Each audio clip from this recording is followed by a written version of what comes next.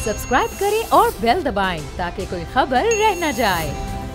इस वक्त खैबर पख्तूनख्वा और ख़ास तौर पर पेशावर वैली में लाए जा रहे हैं और क्या सूरत हाल और क्या इंतजाम किए गए।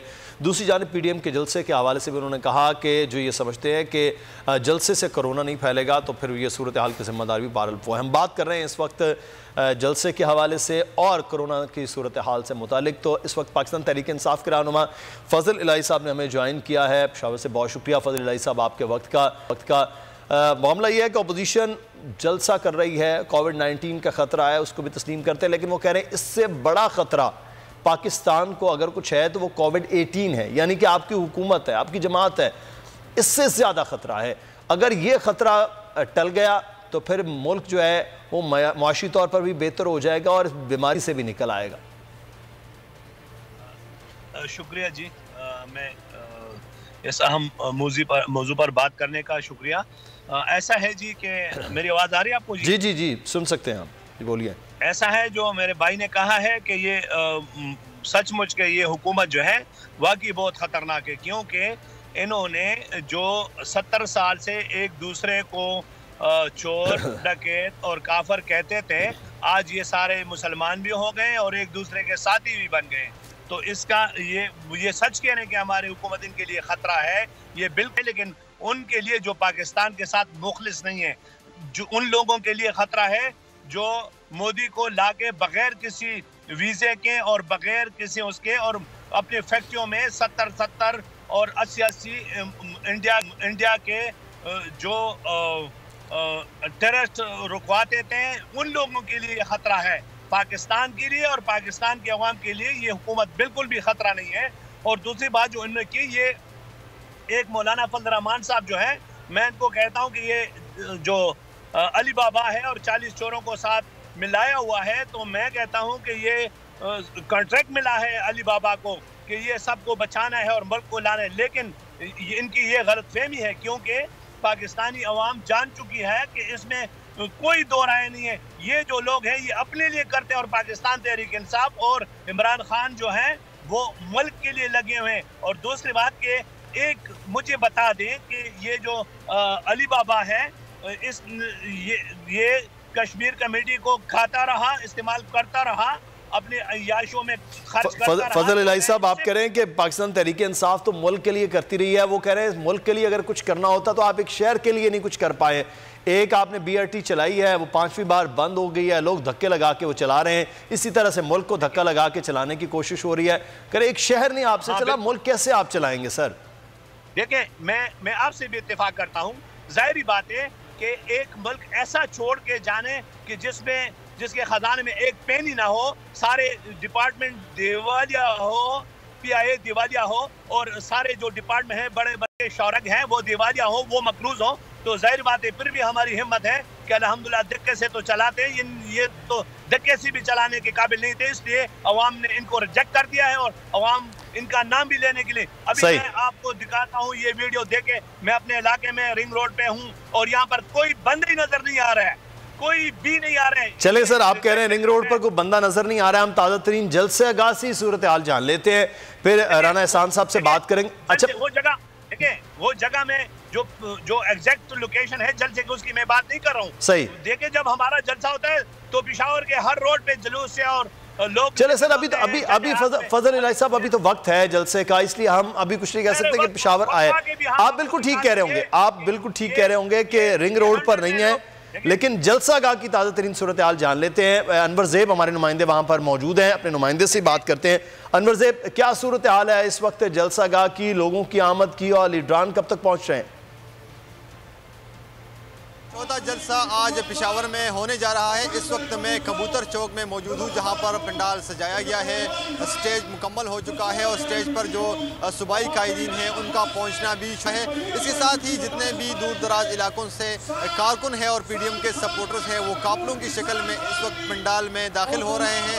बड़ी तादाद में लोग यहाँ पर जमा हुआ है, जिसमें जो जमीयत उलमा इस्लाम और पाकिस्तान मुस्लिम लीग नून और ANP के बड़ी कारकुन बड़ी तादाद में शरीक हैं। सिक्योरिटी के सख्त इंतजाम किए गए हैं और पंडाल के जानिब आसपास जितने भी रास्ते थे वो तमाम कंटेनर्स लगाकर बंद किए गए हैं। इसके साथ ही पुलिस की भारी नफरी तैनात है और यहाँ पर जितने भी लोग जलसगाह में दाखिल होते हैं तो इनकी बाकायदा जामा तलाशी होती है।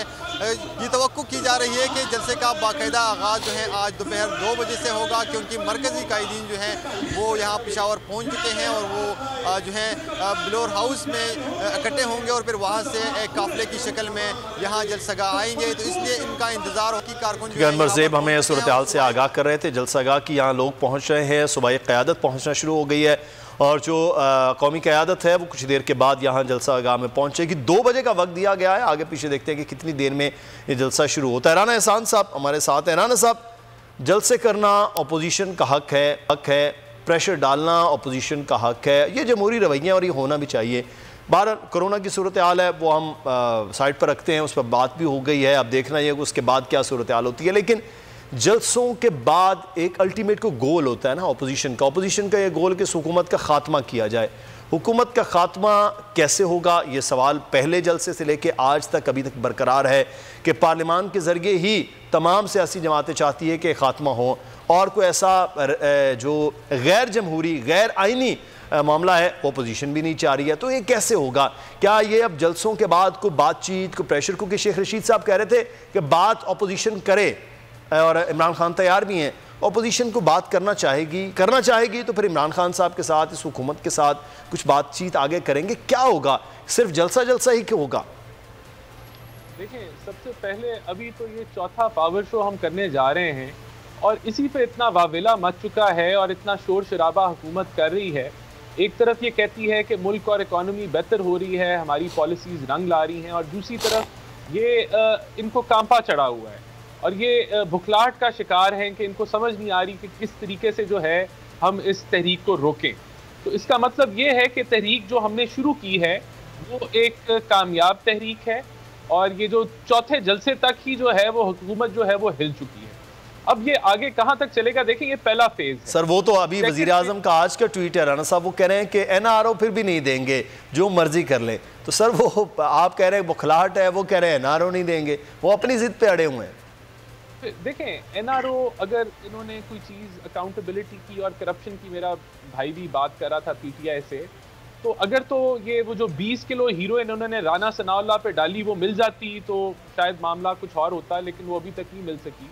इसी तरह जो 440 पनामा में जो लोग मौजूद थे उनके ऊपर कार्रवाई हो चुकी होती और पनामा से हम इकामा पे ना आते तो शायद लोग तस्लीम कर लेते अकाउंटेबिलिटी का। LNG का जो खाकान अब्बासी साहब के साथ किया गया, जिस तरह SN इकबाल साहब को अंदर किया गया, तो यहाँ करप्शन तो ये कुछ भी नहीं। अभी 2.25 साल हो गए। मॉडल टाउन का ये जिक्र करते हैं कि हम कातिल हैं मॉडल टाउन के, तो इनकी हुकूमत है, कुछ उसमें भी कार्रवाई नहीं हो सकी। तो ये सारा जो इनका बयानिया है करप्शन का, अकाउंटेबिलिटी का, वो तो गिर पड़ा है, कुछ नहीं निकल सका, कुछ ये आगे दिखा भी नहीं सके।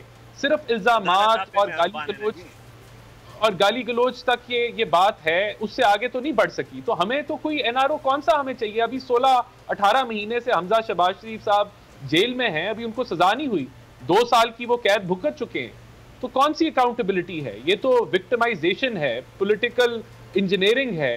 ये जस्टिस बाकिर की रिपोर्ट आपको क्लियर कट बता रही है कि नैब को किस तरीके से एक हथियार की तरह इस्तेमाल किया गया और जब उससे कुछ नहीं निकला अब ये एंटी करप्शन पे आ गए हैं। जहां और मजे की बात ये कि इनकी जो एहतसाब और अकाउंटेबिलिटी है वो जलसों के साथ चल रहा है। जब गुजरावाला में था तो वहां FIR कट रही थी, अब जब मुल्तान में था तो वहां FIR कट रही थी, फिर पेशावर में कट रही है। तो ये इनका जो एहतसाब है वो भी हमारी मूवमेंट के साथ साथ ही चल रहा है। तो इसको तो कोई नहीं मानेगा, हमें कोई NRO नहीं चाहिए। अब बात आ गई यहाँ आगे मुल्की हालात की, तो अगर मुल्की हालात अच्छे हैं, लोग आसानी में हैं, तो लोग हमारे जलसों में नहीं आएंगे। मेरा सवाल राना साहब, मैं सवाल अल्टीमेट क्या है जलसों के बाद क्या है?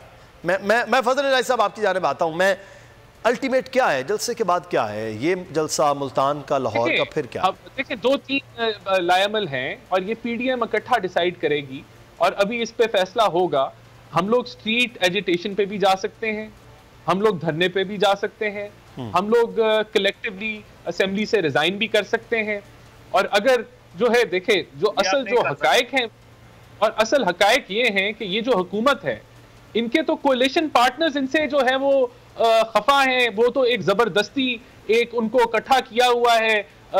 मैं समझता हूं कि खलाई मखलूक ने इकट्ठा किया हुआ है, एक प्रेशर के अंदर वो इकट्ठे हैं, वरना जैसे ही ये प्रेशर रिलीज होगा ये हुकूमत फारिग हो जाएगी, नेशनल असेंबली से भी और प्रोविंशियल असेंबली से भी। इनकी तो कोई मेजॉरिटी नहीं है। सर अगर इस प्रेशर से वो रिलीज होते हैं, फिर हुकूमत होती है, उससे पहले आपके पास अभी फौरी तौर पर पीडीएम ऐसा कोई मामला नहीं करने जा रही कि इस्तीफे दे, बहरहाल अभी वो जलसों में खेल रही है। तो अमीर अब्बास साहब स्केड्यूल दे दिया है ना जी, पीडीएम ने अपना स्केड्यूल दिया हुआ है, सही है, पीडीएम का स्केड्यूल हो गया, लेकिन मैंने कहा हुकूमत का खात्मा चाह रही है। हुकूमत तो अमीर अब्बास ऐसे ख़त्म नहीं हो पाएगी कि वो जल्द से हो जाएं और जलसों के बाद हुकूमत जो है वो कहे कि हम घर जा रहे हैं। हुकूमत तो कह रही है कि हम आए दिन बेहतर और मजबूत हो रहे हैं, मुल्क को बेहतरी की जानिब ले जा रहे हैं। वज़ीर आज़म आए दिन अपने ट्वीट में बताते हैं कि इतना खसारा वो कम हो गया, यहाँ पर हम थे, यहाँ पर पहुँच गए। तो अपोजिशन कह रही है कि ये, तो फिर इन अपोजिशन के जलसों के बाद अल्टीमेट क्या है? अच्छा, एक अगर आप मुझे इजाजत दें मुदस्सिर, तो मैं जो पहले बात कर रहा था अगर उसको मुकम्मल जी बिल्कुल बिल्कुल। आप जलसों का मवाजना जलसों से कर सकते हैं। अपोजिशन हुकूमत के जलसों पर तनकीद करे और अपोजिशन कहे कि हुकूमत को अपने जलसे नहीं करने चाहिए थे, क्योंकि उसने किए लिहाजा हम भी करेंगे। लेकिन अगर आप अपोजिशन के जलसों का मवाजना एक जनाजे से करेंगे, तो नहीं होना चाहिए था लोगों का रशिक उसको कोई नहीं सराहेगा।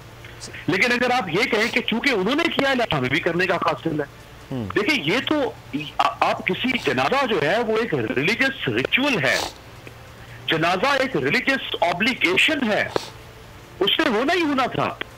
और जो जनाजा जिसका पढ़ा जा रहा था खादिम रिजवी, वो तो मरा हुआ था बेचारा, क्या वो खड़े होकर कह सकता था कि भाई मेरे जनाजे पे ना आना, सोशल डिस्टेंस और सैनिटाइजर इस्तेमाल करना, ये तो जिंदा है सब माशाल्लाह, ये तो कह सकते हैं अपने वर्कर्स को कि भाई ना आओ, कम तादाद में आओ। सकता था, दबाजना ही नहीं हो सकता, हाशना ही नहीं हो सकता। करें हुकूमत के साथ, बिल्कुल करें, करना चाहिए इनको। हुकूमत के ऊपर पहले फर्ज है कि वो जो है चैरिटी बिगिंस एट होम, हुकूमत को चाहिए कि वो अच्छा प्रेसिडेंट सेट करती हो, वो जलसे ना करती।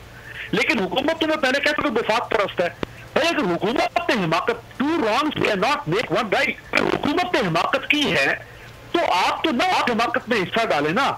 अब आप देखें कि बिलावल भुट्टो जरदारी साहब की हमशीरा के मंगनी का फंक्शन है और उसके लिए जो कार्ड जारी किए गए उस पर लिखा गया कि जनाब इसमें जो आए वो पहले अपना टेस्ट करवा के आए। यार पाकिस्तान के अवाम जो हैं उनकी जान की कीमत जो है वो आपकी हमशीरा के मंगेतर के फंक्शन के बराबर भी नहीं है। यानी वहां पे जहां आप मौजूद हैं, आप कह रहे हैं हमारे घर में कोई आए तो टेस्ट करवा कर आए और लोगों की जिंदगियों के साथ आप व्यापार करें, खेले। अभी आप फुटेज चला रहे हैं, फुटेज में देख रहा हूँ उस वक्त मुदस्सिर मौलाना फजल रहमान साहब ने फजल रहमान साहब गले मिल रहे हैं, हाथ मिला रहे हैं। खुद शायद खान अब्बासी साहब का उन्होंने मास्क पहना हुआ, लेकिन वो मैं अभी देख रहा हूँ वो गुलाम अहमद बलोच साहब से हाथ मिला रहे हैं, गले मिल रहे हैं। सब्सक्राइब करें और बेल दबाएं ताकि कोई खबर रह न जाए।